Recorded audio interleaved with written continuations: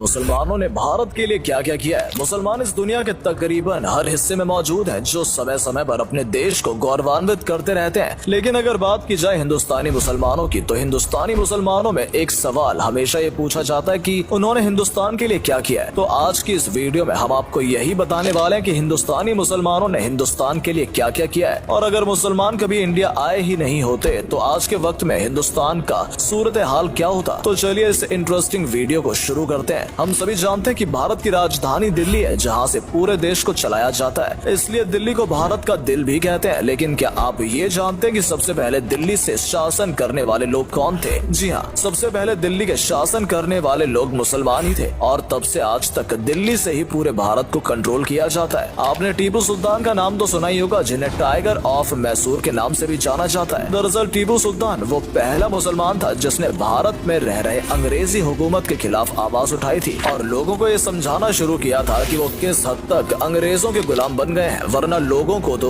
ये एहसास भी नहीं था कि अंग्रेजों ने उन्हें गुलाम बना लिया है। इतना ही नहीं, टीपू सुल्तान ही वो शख्स था जिसने इंडिया में पहली बार रॉकेट का आविष्कार किया था और उसे अंग्रेजों के खिलाफ इस्तेमाल किया था। अगर हम आपसे सवाल करें कि आपको इंडिया के सबसे फेमस सिटी के नाम बताने हैं तो आप किन सिटी के नाम लेंगे? जाहिर सी बात है, आप लखनऊ, हैदराबाद, आगरा या दिल्ली जैसे शहरों का ही नाम लेंगे। लेकिन आपको जानकर हैरानी होगी कि ये वही शहर है जिन्हें मुसलमानों ने बसाया था और उन जगहों को आबाद किया था। और आज भी सबसे ज्यादा पॉपुलेशन या सबसे ज्यादा बिजनेस देने वाले शहर भी यही हैं। आजकल आपको अखंड भारत शब्द बहुत सुनने को मिलता होगा कि भारत को अखंड भारत बनाना है। लेकिन आपको बता दें कि जब मुसलमान भारत में शासन किया करते थे उस वक्त अखंड भारत ही हुआ करता था। दरअसल मुसलमानों के आने से पहले भारत में छोटी छोटी रियासतें हुआ करती थी, लेकिन मुसलमानों ने जैसे ही अपने कदम भारत में रखे उन्होंने अखंड भारत बनाया, जिसकी सीमाएं अफगानिस्तान से लेकर ईरान तक फैली हुई थी। चलिए अब तिरंगे की बात करते हैं, जिसे देखते हर भारतीय गर्व महसूस करता है, चाहे वो मुसलमान हो या हिंदू। लेकिन तिरंगे से जुड़ी ये जानकारी जो हम आपको बताने जा रहे हैं, हो सकता है आपको अभी तक ना पता हो। आज जिस तिरंगे को हम देखते हैं, दरअसल उसको डिजाइन किया था एक मुस्लिम महिला सुरैया तैयब जी ने। हालांकि इस विषय को लेकर लोगों के बीच में बहुत बहस होती है। कुछ लोगों का मानना है कि तिरंगे को डिजाइन करने वाली सुरैया तैयब नहीं बल्कि पिली वेंकैया थी। लेकिन आपको बता दें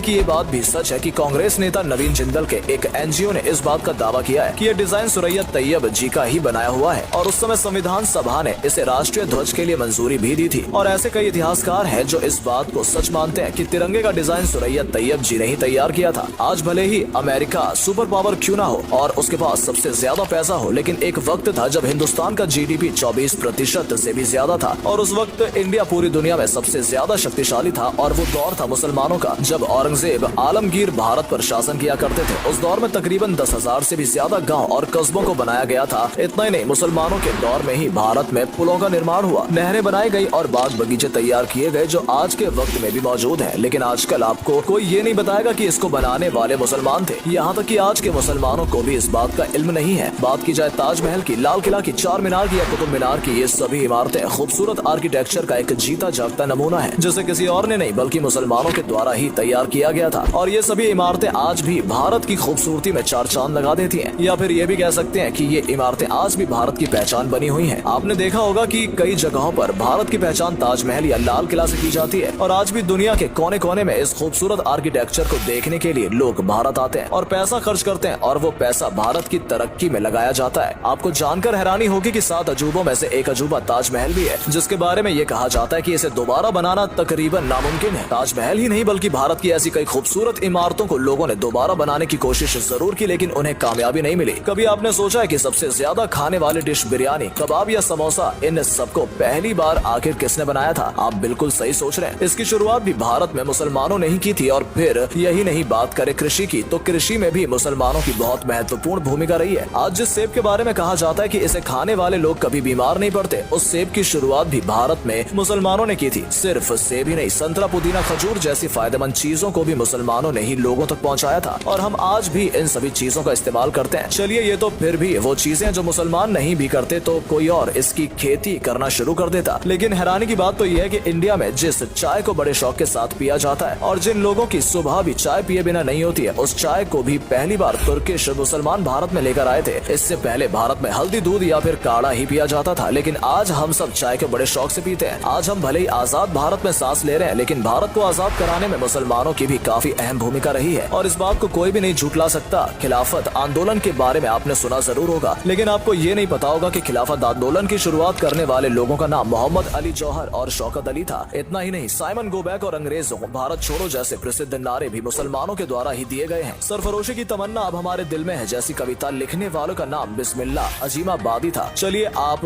इन सब के बारे में भूल जाइए, लेकिन आप कैसे भूल सकते हैं कि सारे जहां से अच्छा हिंदुस्तान हमारा जैसा गीत लिखने वाले अल्लामा इकबाल भी एक मुसलमान थे और आज भी इस गीत की वजह से उन्हें याद किया जाता है। इसके अलावा हम वीर अब्दुल हदीम जी का नाम आखिर कैसे भूल जाते हैं। वीर अब्दुल हदीम भारतीय सेना की 4 ग्रेनेडियर के एक सिपाही हुआ करते थे, जिन्होंने 1965 में पाकिस्तान के खिलाफ युद्ध लड़ा था और उस युद्ध में उन्होंने अपनी वीरता का सबूत दुनिया को दिया था, जिसके बाद भारत सरकार ने उन्हें परमवीर चक्र देकर सम्मानित किया था। दरअसल हुआ कुछ यूं था कि जब पाकिस्तानी सेना ने भारत में घुसकर हमला शुरू कर दिया था तो भारत की सेना के पास जवाब देने के लिए ना तो अच्छे टैंक थे और ना ही कोई बड़ा हथियार था। ऐसे में वीर अब्दुल हदीम ने सिर्फ माउंटेड गन के बलबूते पर पाकिस्तान के पैटर्न टैंकों को नेस्तनाबूद कर दिया था। इतना ही नहीं, हमला इतना खतरनाक था कि पाकिस्तानी सेना उल्टे पांव भागने लगी थी, लेकिन फिर भी वीर अब्दुल हदीम ने उनका पीछा नहीं छोड़ा और उनका पीछा करने के दौरान ही एक बम उनकी तरफ आकर गिरा, जिसकी वजह से वीर अब्दुल हदीम शहीद हो गए। सन 1947 में जब भारत के टुकड़े हुए उस वक्त ज्यादातर मुसलमान सैनिक जो पहले भारत में थे वो पाकिस्तान चले गए, लेकिन कुछ मुसलमान ब्रिगेडियर मोहम्मद उस्मान जैसे भी थे जिन्होंने पाकिस्तान जाने से सीधा मना कर दिया। और हर भारतीय के लिए गर्व की बात यह है कि 3 जुलाई 1948 में उन्होंने पाकिस्तानी सैनिकों के साथ लड़ते हुए अपने प्राण त्याग दिए और आज हम सभी ब्रिगेडियर मोहम्मद उस्मान को शहीद मोहम्मद उस्मान के नाम से जानते हैं। हम उम्मीद करते हैं कि इस वीडियो में आपको पूरी तरीके से पूरी जानकारी मिल गई होगी कि मुसलमानों ने आखिर हिंदुस्तान के लिए क्या क्या किया है। और अगर अभी भी आपके मन में ये सवाल है कि अगर भारत में मुसलमान नहीं आते तो भारत की वर्तमान स्थिति क्या होती, तो आप इस वीडियो को देखने के बाद इस बात का अंदाजा खुद लगा सकते हैं। अगर आपको हमारी ये वीडियो पसंद आई है तो आपको कुछ जानने का मौका मिला है तो जाते जाते हमारे चैनल को सब्सक्राइब जरूर करें ताकि ऐसी ही इन्फॉर्मेशन हम आप तक सबसे पहले पहुंचाते रहें। धन्यवाद।